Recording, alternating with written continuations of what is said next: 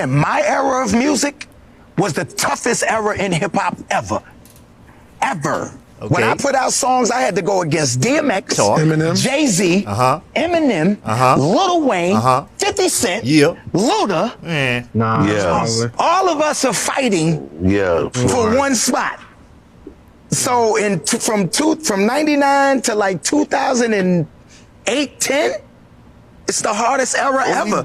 Let's talk about it. Let's talk about it. Nelly could be on to something right here.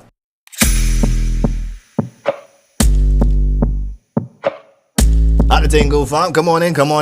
Cheers to everybody. Take a seat, grab a seat at the bar. Let's get into this hot topic. Everybody talking about, what Nelly talking about, man? 2000s it was not the hardest. Boy, let me tell you something, boy. Nelly could be very well on to something. But before I drop my comments, I can let y'all hear, so we can get into it, you know what I mean? But they found this video where, they had an interesting topic on it, but I got a little something to say, but run rhythm. 2010? Yeah, just that decade. Yeah. 99 to 2000, that's a fucking year. I know, right? Nelly, coming from the Lou, did you ever have chip on your shoulder? Because everything was LA, New York. We always talk about that with the Midwest, man. Goddamn right. Yeah? Goddamn right. But you got to understand, my era of music was the toughest era in hip hop ever. Ever. When I put out songs, I had to go against DMX, Eminem, Jay-Z, Eminem, Lil Wayne, 50 Cent, Luda. All of us are fighting for one spot.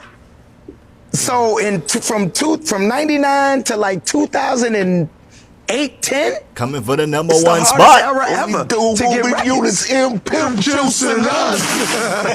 Yeah. Boy, that boy could copy some lines, eh? Hold on, but anyway, Nelly could be very well on to something. Nelly's making an argument that between the decade of 1998 to 2008, we'll put an extended 2 years on it and call it 2010, is probably the hardest year in hip-hop in terms of battling for that number one spot.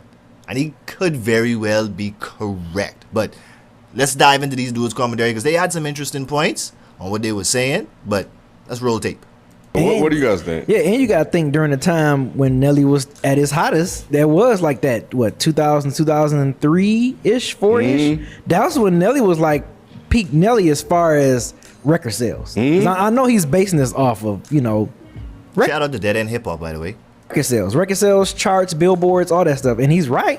I mean, I can't see anyone saying that he's wrong, because if you're basing it off record sales only, we're not talking about talent MCs or anything like that. Strictly off of just like record sales, popularity. Yeah, DMX was still hot. 50 Cent was we knew what 50 Cent did with Get Rich or Die Trying. Fox. Jay-Z was still doing shit with Blueprint. Classic. Ludacris was getting on the scene, making this noise. I don't think he mentioned T.I. Hospitality. Yeah, Southern Hospitality. I don't think he mentioned T.I. T.I. was just starting to make his wave in 2003, 2004. Not to mention, I don't even think he mentioned Kanye West. Kanye West was coming in on the scene, and that's 2004, 2005. Fox. So as far as record sales wise, that's an argument. That's definitely an argument that can be considered the toughest. Very good argument to have. But let me give you all a quick story. We go so funny with this. When I went to my first trip in Europe, this was back in 2002, 2003, I think. Whenever Nelly Country Grammar first dropped, I went to Europe. This was my first time over there. This was a European tour. So what it was is like an 8-city tour. Lasted for like a month, started off in London, ended in Spain, Madrid. So we got to see Italy, Rome, Paris, France, all that, Amsterdam, Germany in between on the way there. We were only staying in one place, like literally overnight location. And then we were driving by trains, bus, all kind of different ways. It was an amazing trip. But, fun story. So I am in Rome. And on one of the tours, we passing a Sam Goody store. We walking, in this little plaza area, we pass a Sam Goody. So I'm like, I gotta come back here. There's 2 CDs on my mind. I definitely want. I want the Country Grammar. So bop. I remember where the store is. So we hopping back on the train. I were trying to memorize the locations on the way back. So I say, all right, boom. We finished with the tour for the day. We got a little leeway. Then my boy, look here. I about to go hit up the Sam Goody store. He's chilling out. So I say, all right, boom, I gone. I'm adventurous. I don't have no problem with myself. I live that type of lifestyle. I'm a survivor. I could hold my own. I could swing these. So ain't nobody never could punk me no matter where I go. But I know how to maneuver, even though I in a place where, anyway, not to jump ahead of the story. So got back to the Sam Goody store. saw the Nelly, grab that off the shelf quick, grab the Lil Kim, Notorious K.I.M. to just come out, boom. They say, all right, let me grab 2 cents. It's on sale. You get 2 for, certain price. This is like when CDs was like, I think I paid like $22 in European euros around the time. So it's probably like in American money, probably like $25 or something like that. So this is per CD. And they had a sale going on where you could get like 2 for $30 or something like that. So boom, grab 2 CDs. Now, trying to memorize my way on the way back, thinking they taking the same trains on the way back. When they literally check stock after a little while, I say, hold on, I ain't passed my hotel. So come to find out, when I get off on one stop, but they say, okay, count the stops, get off. I say nowhere where the hell I get. Well, yes, I am lost in Rome. Nobody speaks English. I am terrified out of my mind because the sun's starting to come down. I say, but I don't know where I is, okay? I walking around these little places, little plazas, I see in the pubs, see in the bakeries and whatnot, and I talking to people, they trying to feel out who is who, just by looking at them gauging, and thank God after a while a lady just come up to me and she just was like, are you okay? I was like, I'm alright, mom. And he's like, oh, you speak English? Oh my God, thank you. Miss, hey, look here, please help me get back to this hotel. I need to figure out the way back. I don't know where he is. I'm so glad you come and speak English, but look here, she was a lifesaver. She gave me the route on the way back. Long story short, go back to the hotel, pop my Nelly CD in down, baby, Yo Street. So that's how invested we were in CDs back then. So I can let this other dude talk and we can get into the whole, he about to mention the whole thing with streamings.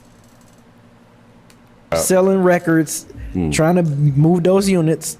Yeah, he has a point. Nah. When he started saying those names, I was like, damn, that is a hard era to try to get #1 spot. But I feel like I can argue the 2010 above era. Like the Kendricks, the J. Coles, the Big Sean's. But were they selling? The You Drakes. got to think during that 2010, we kind of heavy in streaming. During Nelly's era, you had to buy the music. I mean, of course, we had like Napster and all that I shit. think that's a challenge within itself. Yeah. right? Like trying to beat the streams and things. But I don't even think streams was that big in 2010 yet. But people wasn't really. It wasn't buying, yet. It was different Yeah. from '99 and the 2008ish, 9ish though. Because you still had the Waynes, you got Drake, who was some of the big female artists that were Nicki Minaj. Nicki Minaj. I mean, she had that long run. Like I said, Big Sean, still got Jay-Z in the running. I mean, Jay-Z was still producing albums that was making sales. Like I said, Kendricks. That 2010 era was tough as well. 2010 to 2020. I think that era is still holding strong. I think that would be an argument in my opinion. It's holding strong. Those names he called, absolute big names. But let's really talk about it. All right, guys? Streams work on where you really don't have to even listen to the whole song, and that stream counts. So in terms of, I would say, and this is just my opinion, a lot of people probably can get upset when they bother me in the comment section. If a lot of artists today had to rely strictly just on physical sales aside from all of the extra help that you get from streaming platforms, because if you think about it, you look at Spotify, you look at Apple Tunes, anybody could reach them anywhere. When you had to go get CDs, you had to be in a location of a store that sells those things for you to be able to get that first and foremost. So if you damn near 30 minutes away from a CD store, you got to drive that 30 minutes to get that CD. You can't just pull up your phone in 30 seconds, you automatically got that song. So you have to take into account of the level of what it really meant to go and purchase an album for somebody. Hold on. Can't have the laptop and the camera down. You had to really understand what it was to really be invested in an artist, to really go get a CD from them. So all these songs and whatnot, right? There are plenty of songs that I could say, maybe I might have listened to the song, but would I have ever purchased the album? No. So the streaming sales versus the album sales is a wide gap, because trust me, you name me, anybody who is realistic right now, sit down and think about your favorite artist right now. Physically, I have 4 Lil Wayne albums. 4 physical Lil Wayne albums. Get Rich or Die Trying. I have The Chronic. Physical albums. Even in download purposes, I have the Eminem Show downloaded. I have the Marshall Mathers LP downloaded. The whole album. How many of the, and to his point, a lot of those artists, J. Cole is one of my favorite artists, but I don't have every J. Cole album downloaded. I have some of J. Cole's albums downloaded, but not every J. Cole album. So, Big Sean, I don't have any of Big Sean's albums actually downloaded. I have a lot of Big Sean songs. I fucks with Big Sean, but not to the point where I have any of his albums. I have singles of him. Same thing with Nicki Minaj. I have a lot of singles of Nicki Minaj, but I don't have any of her albums. I have Missy Elliott album. I have Lauryn Hill Miseducation album. I have TLC album, physical and downloaded. Like, come on. So what are we talking about here? I ain't trying to downplay the 2010 artists, but a lot of people really would not see the level of success and notoriety and level of fame that they see if they really had to depend on people physically taking their time, going in their pocket, going in their car, throwing on their sneakers, walking down the road to go get that CD, bro. There are not many people that would have been floating to this day surviving. And some of the favorite and big selling ones, I can name a few right now. Big selling wise, Meg Thee Stallion probably would not be selling as much as she's selling. Nope, no time, no how. The Baby would probably not be selling as much as he's selling. Little Baby would probably not be selling as much as he's selling. NBA Youngboy definitely would not be selling as much as he's selling. You like singles from these dudes, but let me know honestly, do you all have a lot of albums of these dudes in your playlist? And how many of them can you say, even from 2010? Think about the artists that you probably used to listen to. How many of their songs really and truly do you still play to the day? I know a lot of artists that I know from 97, 98 and beyond that I still play to this day. Outkast, their first albums, 80 Aliens, I still run that whole album to today. Tupac, Me Against the World, Until the End of Time, All Eyes on Me, still run that to today. So, what are we talking about, folks? You see what I'm saying? My whole thing is, I agree with Nelly on this one. Let me know how y'all feel about this in the comment section, because I don't want to hold y'all up too long, but these guys made some great points. I fucks with the 2010 artists, but that before 98 is the most exciting year of hip-hop. Before 98, that 10-year gap, that was the most exciting, because you got to hear new shit.